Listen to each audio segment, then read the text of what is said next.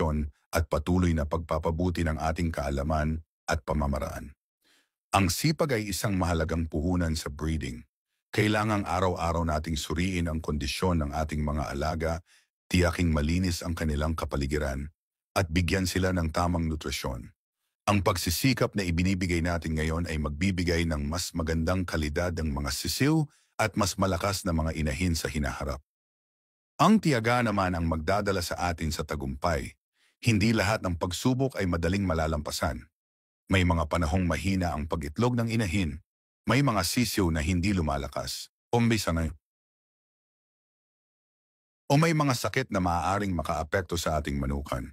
Pero sa halip na panghinaan ng loob, kailangang gamitin natin ang mga karanasang ito upang maging mas mahusay at mas matalino sa ating breeding strategy. Ang tamang diskarte ay nagmumula sa pagsasaliksik at patuloy na pag-aaral.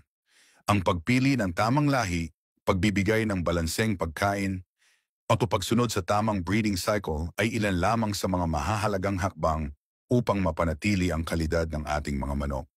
Sa pamamagitan ng pagsubok ng iba't ibang teknika at pag-adapt sa mga makabagong pamamaraan, mas nagiging epektibo tayo bilang breeders. Ang tagumpay sa breeding ay hindi aksidente. Ito ay bunga ng sipag, tiyaga at tamang diskarte. Kung patuloy tayong magsisikap at hindi susuko sa bawat hamon, tiyak na makakamit natin ang isang mas matagumpay at dekalidad na pag-aalaga ng ating mga alaga.